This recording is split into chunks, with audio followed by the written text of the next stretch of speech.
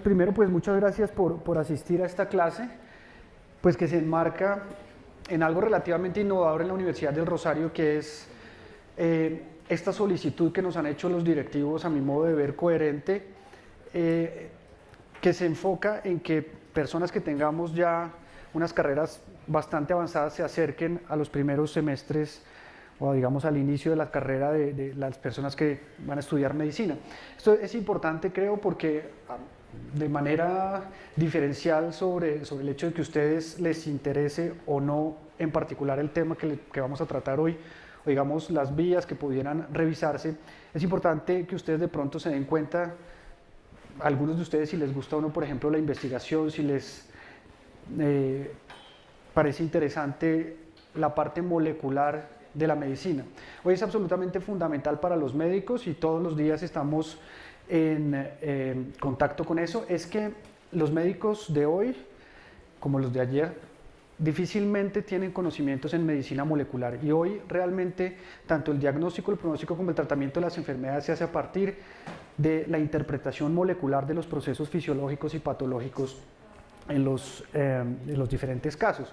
Entonces, con frecuencia nosotros nos vemos en situaciones en las que los médicos, por ejemplo, ordenan unos exámenes moleculares, no saben muy bien por qué ni cuál es el fundamento de esto. Luego les llega una información molecular compleja, porque hoy en día se puede analizar el genoma a gran escala, y no saben cómo interpretarlo, y los pacientes no se benefician del poder que pudiera tener un examen molecular. Entonces creo que simplemente a modo de sensibilización ustedes empiecen a enfocar un poco la medicina desde la medicina molecular. Quiero decir que en los próximos años la terapéutica va a ser realmente distinta a lo que hemos tenido en los últimos 100 años. Hoy se puede modificar el genoma y se pueden las células curar de manera definitiva de algunas enfermedades, es decir, las técnicas de edición genómica han evolucionado de manera importante en los últimos años, y creemos que en los próximos 20 años se va a transformar de manera sustancial el estudio de la biología, el estudio de la salud y la enfermedad. La clase de hoy pues hace parte de un ciclo de conferencias de señalización celular, y evidentemente el tema central es la anemia, ¿cierto? Si entiendo bien.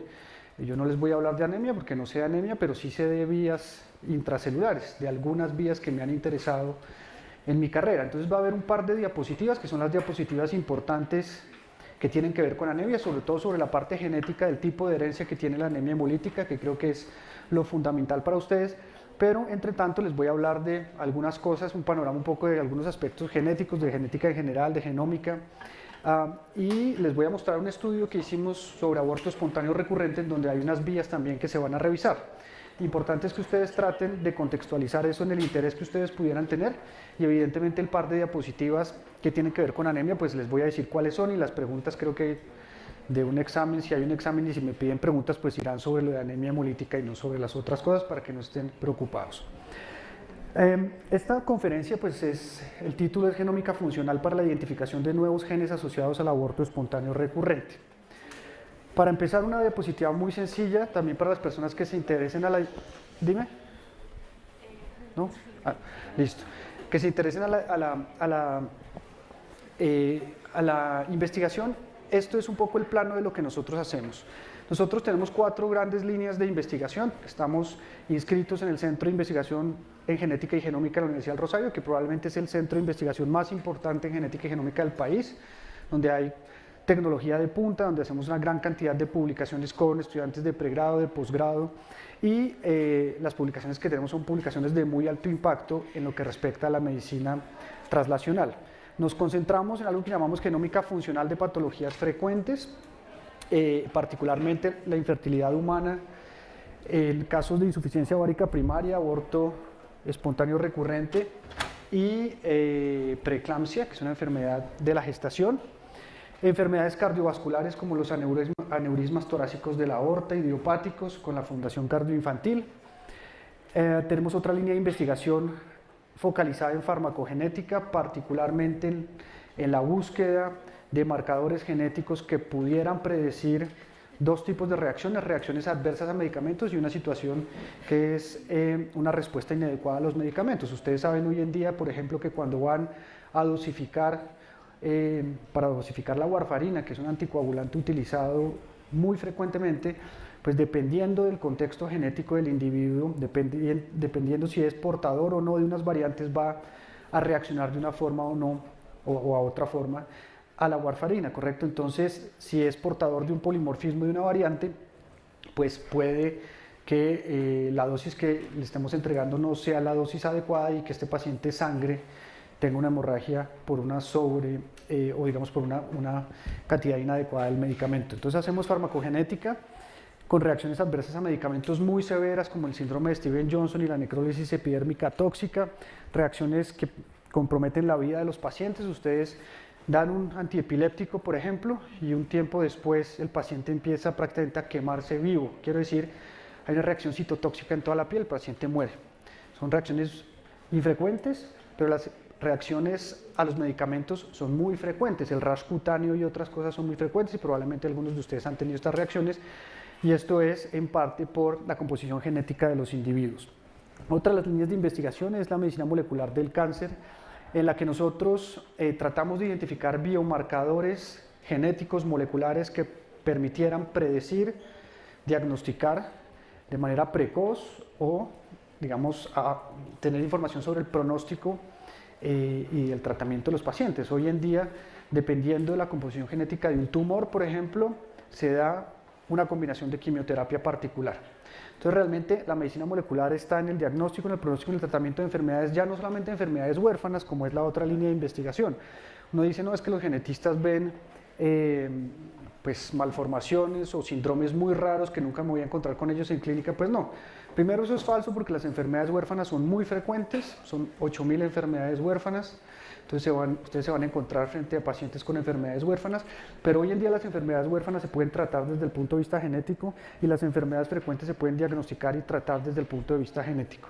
Entonces, es importante que ustedes se sensibilicen cuando estudien fisiología y patología y las diferentes vías, que esas son las vías que después ustedes van a tener que diagnosticar y tratar por métodos moleculares. ¿Listo?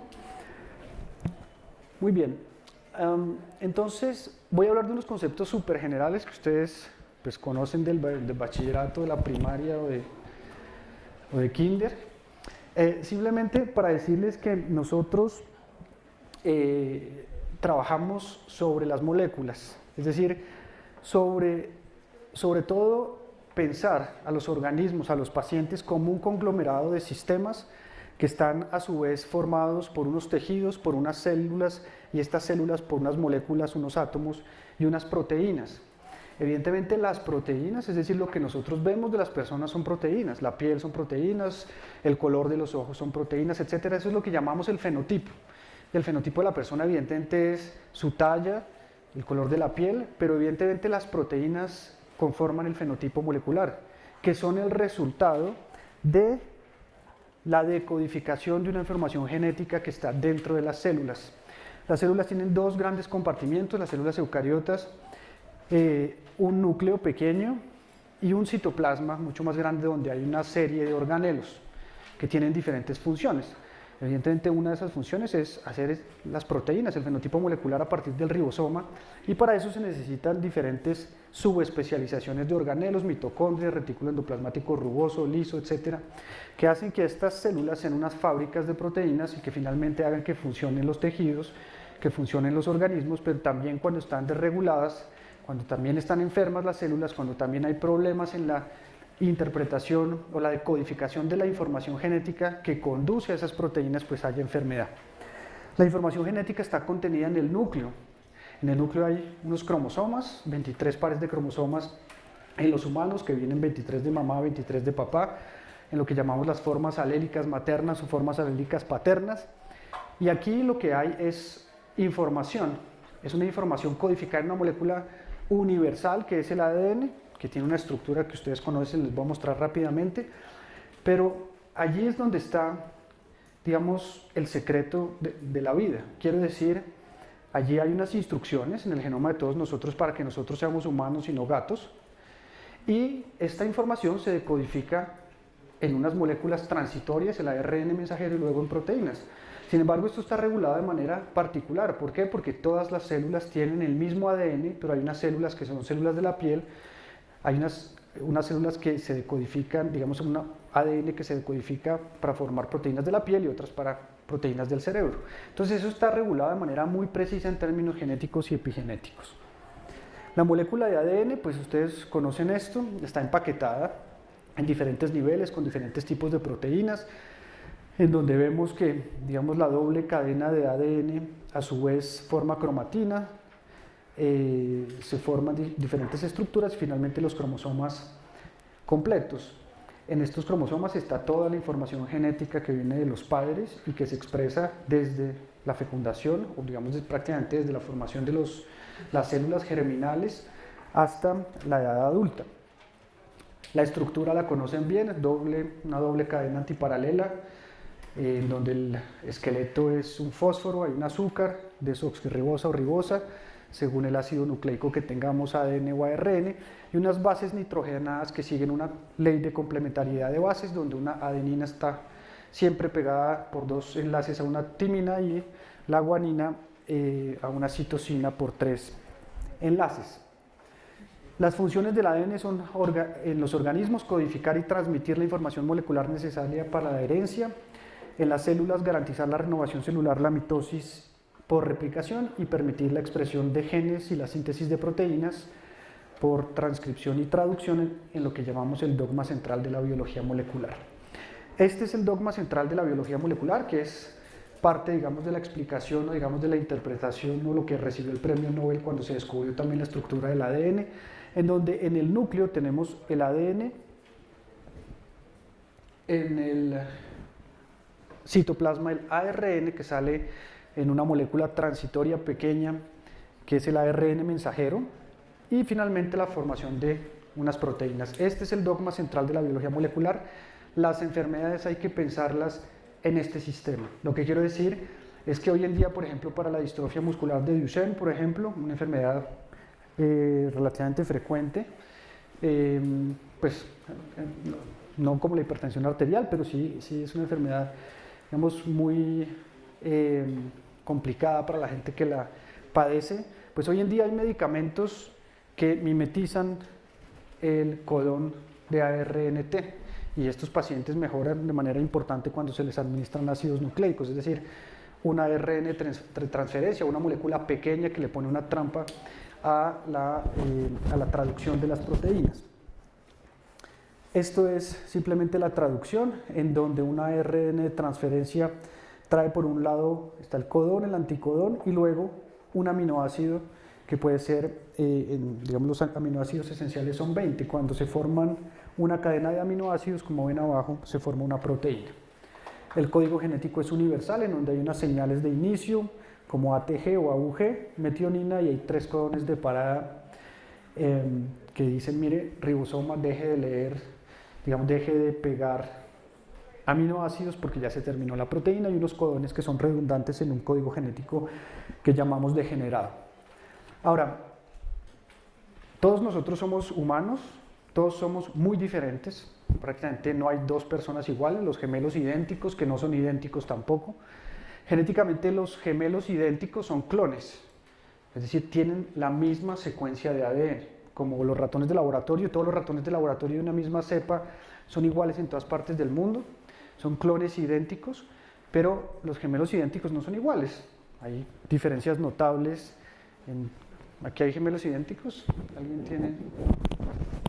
Ni uno. Bueno, simplemente si hay diferencias importantes que tienen que ver con la expresión de los genes. Si una persona, 2 gemelos idénticos, uno de ellos está bajo unas influencias ambientales en su vida y el otro otras influencias ambientales, pues hay modificaciones de conducta, de respuestas, de numerosas, unos se enferman de una cosa, otros se enferman de otras cosas, a pesar de tener el mismo ADN, pues el medio ambiente influencia de manera importante la expresión de los genes, en lo que algo es el medio ambiente y otra cosa es la epigenética, que son mecanismos moleculares relacionados con la modificación de la expresión de genes de manera independiente de la secuencia. Cuando hay problemas en la secuencia de ADN, porque al hacerse, por ejemplo, la meiosis, hay un error, por ejemplo, y aparece una mutación de manera más o menos aleatoria, pues puede cambiar una de las letras del ADN. Como este ADN está leído en un código de 3 letras, que son los codones, Un codón son 3 nucleótidos que se van a leer como un aminoácido, pues en algunas ocasiones cuando cambia el codón, cambia el aminoácido. Entonces en lugar de haber un triptófano, hay una prolina, por ejemplo. Ya es un problema porque en la proteína puede plegarse de otra forma. O la proteína no se va a unir con otra proteína que se une, no va a poder recibir un ligando y no se va a transmitir la señal. Quiero decir que estas mutaciones son importantes para las vías de señalización, las mutaciones, ¿correcto? Porque cuando cambian en su conformación tridimensional pueden modificar la señal que pasa de un sitio a otro, que es realmente absolutamente fundamental para el funcionamiento de las células y de los sistemas.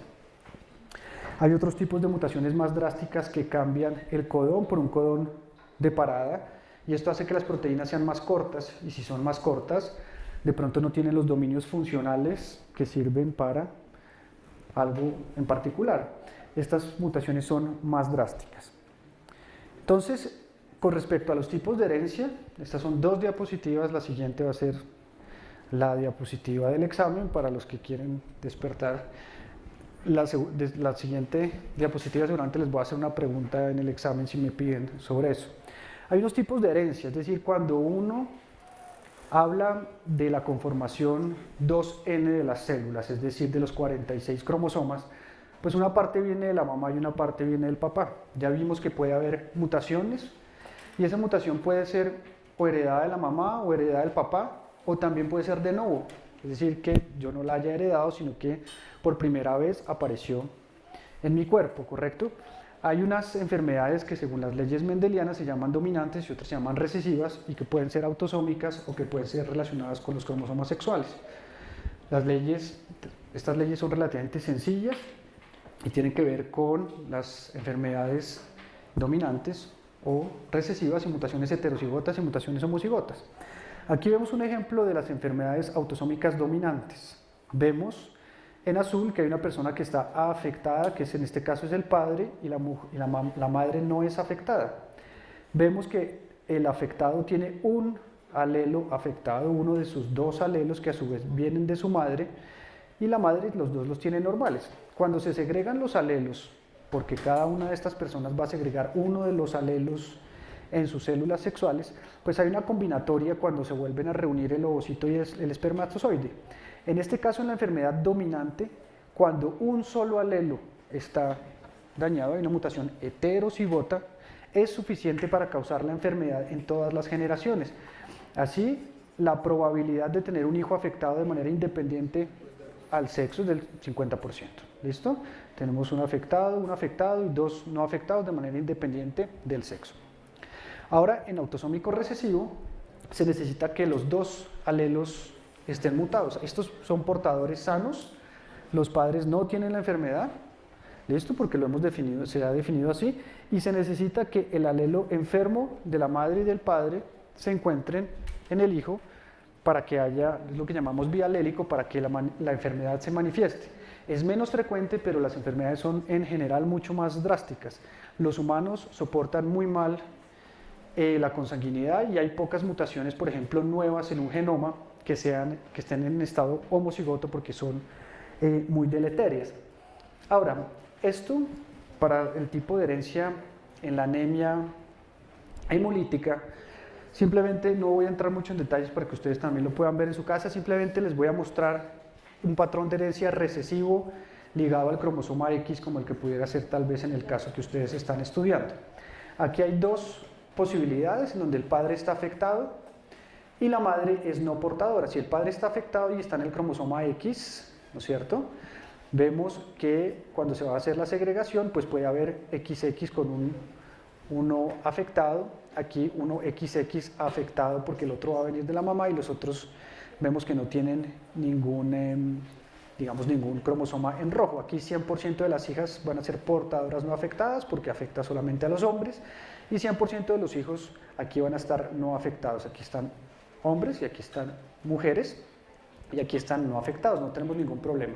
Pero en este caso la madre es portadora, ella es portadora y va a entregar al menos aquí en 50% de los hijos van a ser afectados y aquí hay otras otras combinatorias posibles.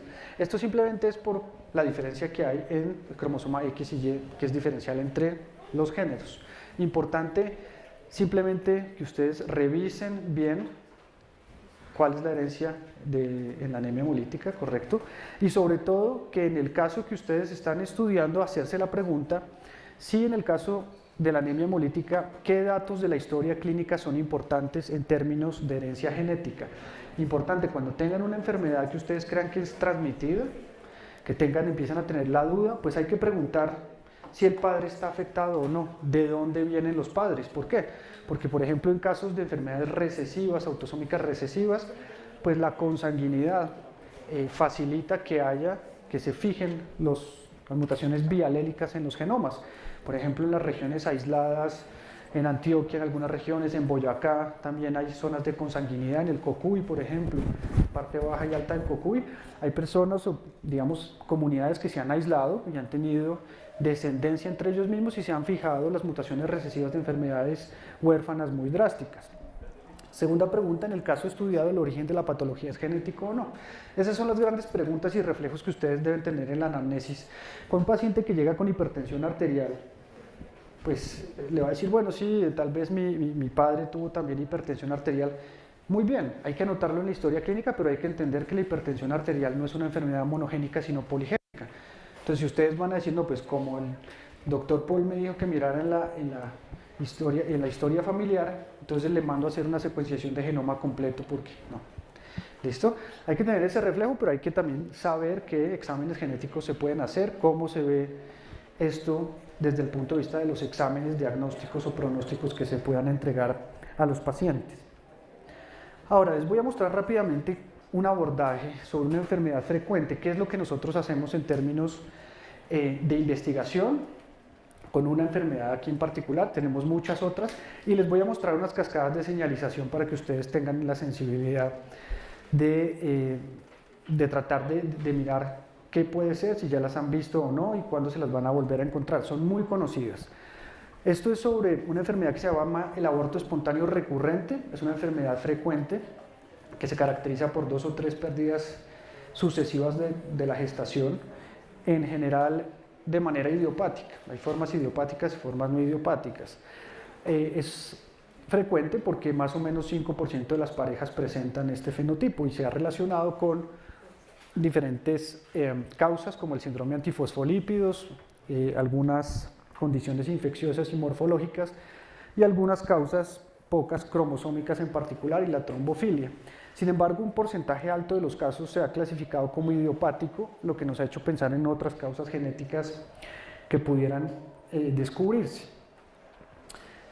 Esto, para entenderlo, para poder entender el origen de una enfermedad frecuente como esta, pues hay que pensar qué genes podrían relacionarse con la enfermedad, si creemos que hay un origen genético, ¿correcto?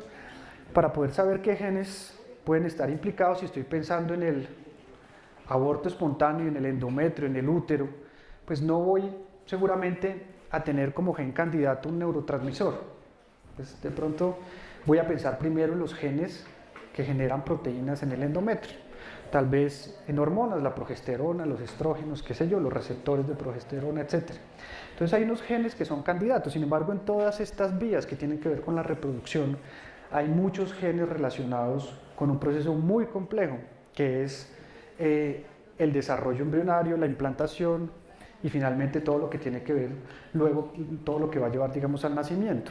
Esto para decirles que los genes que tienen que ver con el aborto espontáneo recurrente se pueden empezar a buscar desde los estados preimplantatorios, los estados postimplantatorios y luego la implantación misma. Entonces en la implantación simplemente esta diapositiva es para mostrarles una familia de proteínas que son las proteínas TGF-beta, son factores de crecimiento que tienen subfamilias llamadas BMP, GDF, inhibinas, activinas y otras, pero que numerosas de estas proteínas tienen que ver con el proceso de implantación.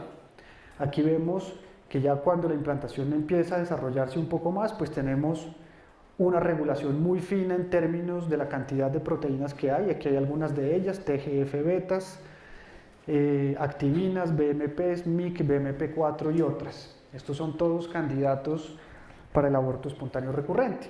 Estos son los genes TGF-beta y ustedes ven ya más 30, 40 proteínas acá. Todas estas son candidatas y hacen parte de una vía molecular. Para mostrarles un poco la vía, esto es una familia de proteínas, funcionan de manera parecida, todas las de esta familia. Las proteínas se clasifican en grupos o familias particularmente por sus dominios funcionales estructurales, ¿sí? Es decir, se han conservado evolutivamente muchas de estas proteínas y tienen un dominio funcional, por ejemplo, que es el péptido maduro acá.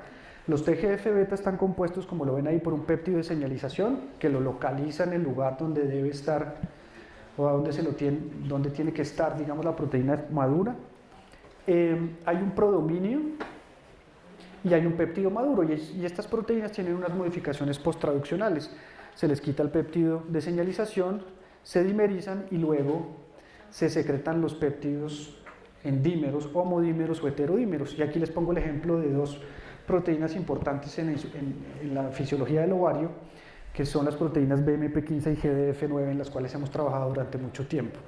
Esto es para decirles que simplemente las proteínas que uno va a estudiar en una vía pues tienen que estar muy probablemente en el tejido que a uno le interesa, y acá para mostrarles que BMP15 y GDF9 la secreta el ovocito, es un ejemplo, y en las células de la granulosa alrededor van a fijarse en unos receptores. Esos receptores se fosforilan, las vías de señalización tienen que ver con modificaciones posttraduccionales como fosforilación, metilación, acetilación, etc.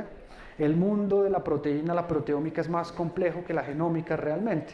¿Por qué? Porque las proteínas, primero, no hay un gen y una proteína como se pensaba en algún momento, sino que si hay 30.000 genes puede haber 100.000 o 200.000 proteínas. ¿Por qué? Porque hay algo que se llama para que haya lo que llamamos bialélico, para que la enfermedad se manifieste. Es menos frecuente, pero las enfermedades son en general mucho más drásticas. Los humanos soportan muy mal la consanguinidad y hay pocas mutaciones, por ejemplo, nuevas en un genoma que estén en estado homocigoto, porque son muy deleterias. Ahora, esto para el tipo de herencia en la anemia hemolítica, simplemente no voy a entrar mucho en detalles para que ustedes también lo puedan ver en su casa, simplemente les voy a mostrar un patrón de herencia recesivo ligado al cromosoma X, como el que pudiera ser tal vez en el caso que ustedes están estudiando. Aquí hay dos posibilidades en donde el padre está afectado y la madre es no portadora. Si el padre está afectado y está en el cromosoma X, ¿no es cierto?, vemos que cuando se va a hacer la segregación, pues puede haber XX con uno afectado, aquí uno XX afectado porque el otro va a venir de la mamá, y los otros vemos que no tienen ningún cromosoma en rojo. Aquí 100% de las hijas van a ser portadoras no afectadas porque afecta solamente a los hombres, y 100% de los hijos aquí van a estar no afectados. Aquí están hombres y aquí están mujeres, y aquí están no afectados, no tenemos ningún problema. Pero en este caso la madre es portadora, ella es portadora y va a entregar al menos aquí en 50% de los hijos van a ser afectados, y aquí hay otras combinatorias posibles. Esto simplemente es por la diferencia que hay en el cromosoma X y Y, que es diferencial entre los géneros. Importante simplemente que ustedes revisen bien cuál es la herencia en la anemia hemolítica, ¿correcto? Y sobre todo que en el caso que ustedes están estudiando, hacerse la pregunta si en el caso de la anemia hemolítica, ¿qué datos de la historia clínica son importantes en términos de herencia genética? Importante, cuando tengan una enfermedad que ustedes crean que es transmitida, que empiezan a tener la duda, pues hay que preguntar si el padre está afectado o no, de dónde vienen los padres. ¿Por qué? Porque, por ejemplo, en casos de enfermedades recesivas, autosómicas recesivas, pues la consanguinidad facilita que se fijen las mutaciones bialélicas en los genomas. Por ejemplo, en las regiones aisladas, en Antioquia, en algunas regiones, en Boyacá, también hay zonas de consanguinidad, en el Cocuy, por ejemplo, parte baja y alta del Cocuy. Hay personas, o digamos, comunidades que se han aislado y han tenido descendencia entre ellos mismos y se han fijado las mutaciones recesivas de enfermedades huérfanas muy drásticas. Segunda pregunta, en el caso estudiado, ¿el origen de la patología es genético o no? Esas son las grandes preguntas y reflejos que ustedes deben tener en la anamnesis. Con un paciente que llega con hipertensión arterial, pues le va a decir, bueno, sí, tal vez mi padre tuvo también hipertensión arterial, Muy bien, hay que anotarlo en la historia clínica, pero hay que entender que la hipertensión arterial no es una enfermedad monogénica, sino poligénica. Entonces, si ustedes van a decir, no, pues como el doctor Paul me dijo que mirara en la historia familiar, entonces le mando a hacer una secuenciación de genoma completo, porque no. ¿Listo? Hay que tener ese reflejo, pero hay que también saber qué exámenes genéticos se pueden hacer, cómo se ve esto desde el punto de vista de los exámenes diagnósticos o pronósticos que se puedan entregar a los pacientes. Ahora les voy a mostrar rápidamente un abordaje sobre una enfermedad frecuente, qué es lo que nosotros hacemos en términos de investigación con una enfermedad aquí en particular. Tenemos muchas otras y les voy a mostrar unas cascadas de señalización para que ustedes tengan la sensibilidad de tratar de mirar qué puede ser, si ya las han visto o no y cuándo se las van a volver a encontrar. Son muy conocidas. Esto es sobre una enfermedad que se llama el aborto espontáneo recurrente. Es una enfermedad frecuente que se caracteriza por 2 o 3 pérdidas sucesivas de la gestación, en general de manera idiopática. Hay formas idiopáticas y formas no idiopáticas. Es frecuente porque más o menos 5% de las parejas presentan este fenotipo y se ha relacionado con diferentes causas como el síndrome antifosfolípidos, algunas condiciones infecciosas y morfológicas y algunas causas pocas cromosómicas en particular y la trombofilia. Sin embargo, un porcentaje alto de los casos se ha clasificado como idiopático, lo que nos ha hecho pensar en otras causas genéticas que pudieran descubrirse. Esto, para entenderlo, para poder entender el origen de una enfermedad frecuente como esta, pues hay que pensar qué genes podrían relacionarse con la enfermedad, si creemos que hay un origen genético, ¿correcto? Para poder saber qué genes pueden estar implicados, si estoy pensando en el aborto espontáneo, en el endometrio, en el útero, pues no voy seguramente a tener como gen candidato un neurotransmisor. Pues de pronto voy a pensar primero en los genes que generan proteínas en el endometrio. Tal vez en hormonas, la progesterona, los estrógenos, qué sé yo, los receptores de progesterona, etc. Entonces hay unos genes que son candidatos. Sin embargo, en todas estas vías que tienen que ver con la reproducción, hay muchos genes relacionados con un proceso muy complejo, que es el desarrollo embrionario, la implantación y finalmente todo lo que tiene que ver luego, todo lo que va a llevar, digamos, al nacimiento. Esto para decirles que los genes que tienen que ver con el aborto espontáneo recurrente se pueden empezar a buscar desde los estados preimplantatorios, los estados postimplantatorios y luego la implantación misma. Entonces en la implantación simplemente esta diapositiva es para mostrarles una familia de proteínas que son las proteínas TGF-beta, son factores de crecimiento que tienen subfamilias llamadas BMP, GDF, inhibinas, activinas y otras, pero que numerosas de estas proteínas tienen que ver con el proceso de implantación. Aquí vemos que ya cuando la implantación empieza a desarrollarse un poco más, pues tenemos una regulación muy fina en términos de la cantidad de proteínas que hay. Aquí hay algunas de ellas, TGF-betas, activinas, BMPs, MIC, BMP4 y otras. Estos son todos candidatos para el aborto espontáneo recurrente. Estos son los genes TGF-beta y ustedes ven ya más 30, 40 proteínas acá. Todas estas son candidatas y hacen parte de una vía molecular. Para mostrarles un poco la vía, esto es una familia de proteínas, funcionan de manera parecida todas las de esta familia. Las proteínas se clasifican en grupos o familias particularmente por sus dominios funcionales estructurales, ¿sí? Es decir, se han conservado evolutivamente muchas de estas proteínas y tienen un dominio funcional, por ejemplo, que es el péptido maduro acá. Los TGF-beta están compuestos, como lo ven ahí, por un péptido de señalización que lo localiza en el lugar donde debe estar o donde tiene que estar, digamos, la proteína madura. Hay un prodominio y hay un péptido maduro y estas proteínas tienen unas modificaciones posttraduccionales. Se les quita el péptido de señalización, se dimerizan y luego se secretan los péptidos en dímeros, homodímeros o heterodímeros. Y aquí les pongo el ejemplo de dos proteínas importantes en la fisiología del ovario, que son las proteínas BMP15 y GDF9, en las cuales hemos trabajado durante mucho tiempo. Esto es para decirles que simplemente las proteínas que uno va a estudiar en una vía pues tienen que estar muy probablemente en el tejido que a uno le interesa, y acá para mostrarles que BMP15 y GDF9 la secreta el ovocito, es un ejemplo, y en las células de la granulosa alrededor van a fijarse en unos receptores. Esos receptores se fosforilan, las vías de señalización tienen que ver con modificaciones posttraduccionales como fosforilación, metilación, acetilación, etc. El mundo de la proteína, la proteómica, es más complejo que la genómica realmente. ¿Por qué? Porque las proteínas, primero, no hay un gen y una proteína como se pensaba en algún momento, sino que si hay 30.000 genes puede haber 100.000 o 200.000 proteínas. ¿Por qué? Porque hay algo que se llama el splicing alternativo, que genera isoformas de un solo gen. Hay varios transcritos y varias isoformas de proteínas, y estas proteínas a su vez están, digamos, se modifican, sea porque se cortan como lo vimos ahorita, sea porque tienen modificaciones como la fosforilación. La fosforilación es una vía para pasar la señal de aquí a acá. Esto es un factor de crecimiento.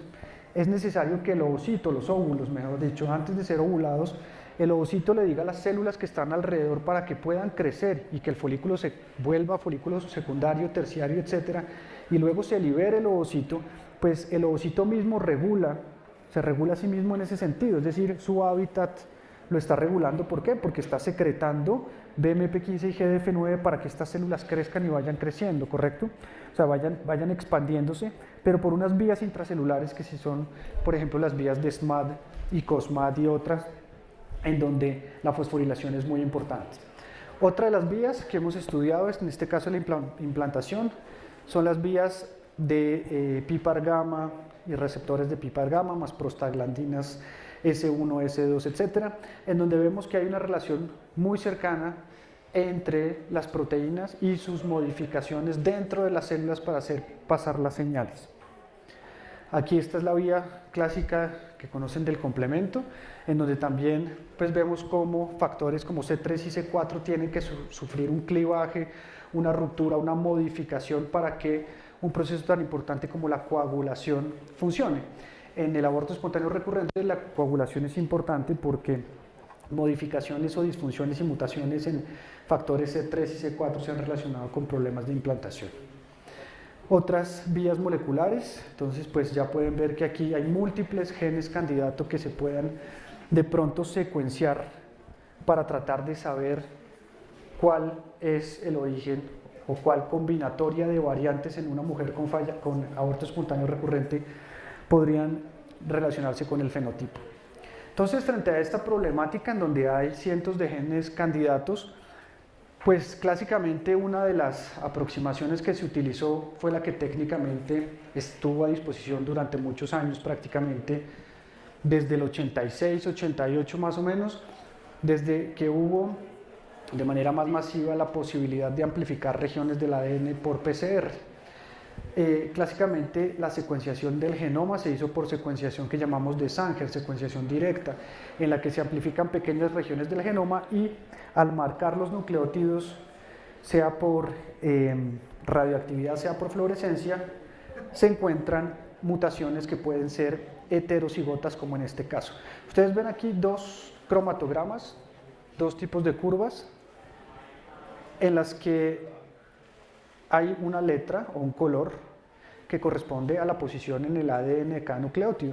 Aquí vemos que hay dos picos y simplemente estos dos picos lo que reflejan es que hay una variante heterocigota que viene o del papá o de la mamá, o de pronto es de nuevo, ¿sí? Pero en uno de los alelos, la mitad de la cantidad molar de proteína que se produce debería venir de un alelo que tiene un cambio en el ADN y de pronto tiene un cambio en la proteína, no lo sabemos. Esta es una manera de secuenciar. El problema es que para secuenciar con secuenciación de Sanger grandes regiones del genoma es complejo porque hay que amplificar primero por PCR y luego secuenciar. Una reacción de secuenciación de Sanger solamente implica 600 bases y el genoma humano tiene 3.000 millones de bases. Entonces, cuando se está pensando que hay 100 o 200 genes que pueden causar o cuya secuencia podría estar implicada, sus modificaciones, con una enfermedad, pues por Sanger es difícil secuenciar muchos genes al mismo tiempo. No es la técnica que se puede utilizar de manera más masiva, pero hasta hace poco tiempo, unos 10 años, tocaba hacerlo por Sanger los pocos genes candidatos que se pudieran pasar de manera eficiente.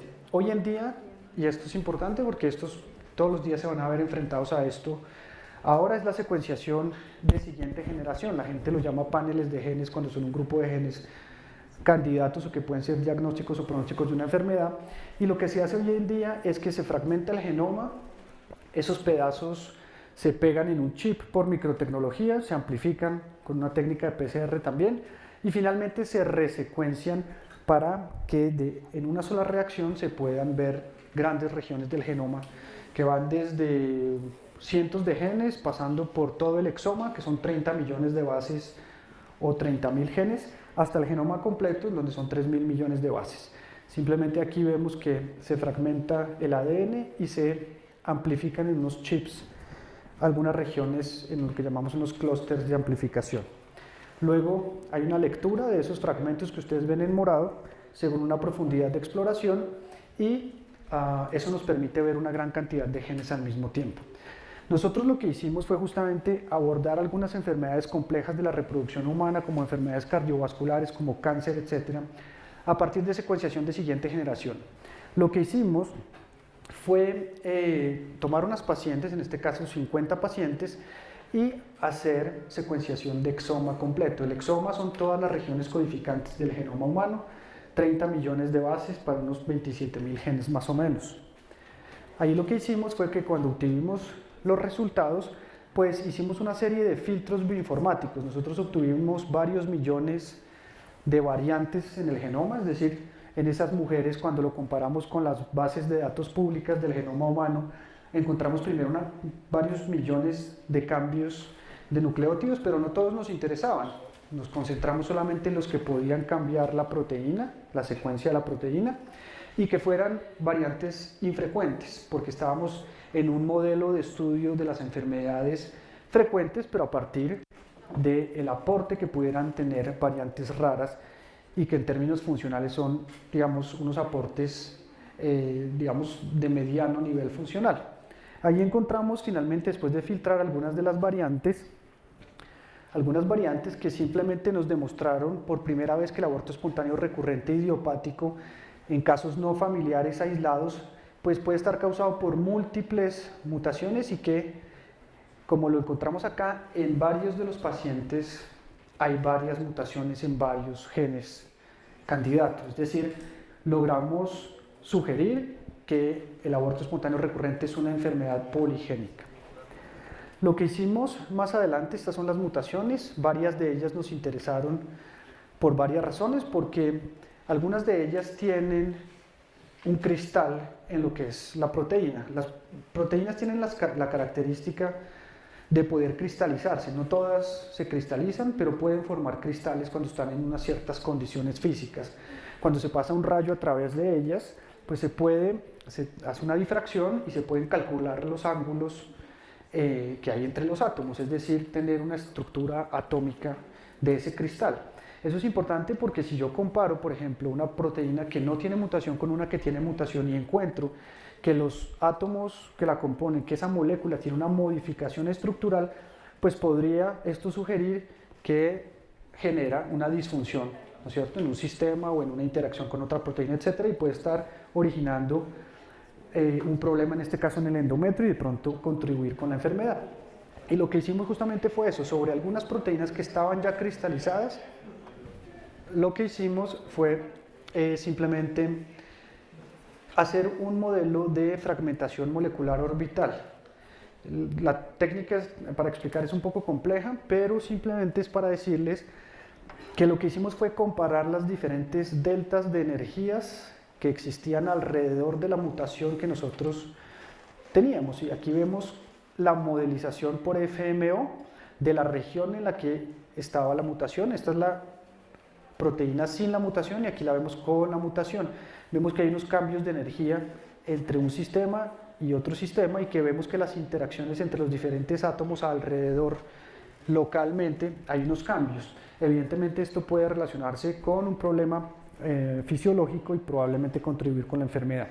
Lo mismo hicimos con esta otra mutación, en este caso una metaloproteinasa MMP10, que es una enzima que funciona con unos cationes, y vemos que en todo el sitio catalítico pues hay modificaciones de interacciones y aquí vemos que todo el delta de energía se ha perdido. Evidentemente, digamos que estos abordajes nos han permitido tratar de comprender y de describir un poco mejor las relaciones que existan entre variantes en el genoma y las enfermedades complejas. Simplemente les mostraba esto para que ustedes estuvieran muy pendientes de aquí en adelante de las moléculas con las que se puedan encontrar y que no hay que hacerle el quite a eso. Quiero decir, les va a tocar necesariamente hacer medicina molecular y medicina translacional y pues yo creo que vale la pena desde un comienzo montarse un poco en ese tren en lugar de tener después dificultades. Hoy en día los grandes hospitales tienen departamentos de medicina molecular, todo el tiempo se están generando este tipo de exámenes, sea para un abordaje, un paciente que tiene una infección, un paciente que no consolida una fractura, un paciente con infertilidad, enfermedades cardiovasculares, neurológicas, etc. Entonces, esto es lo que les quería mostrar, es una cosa de verdad, un panorama, porque digamos, los abordajes ya profundos y complejos, pues no vale la pena traerlos acá, pero es un poco para que ustedes estén pendientes de qué puede pasar más adelante. ¿Tienen preguntas o algún comentario? ¿No? Bueno, pues muchas gracias. Bueno.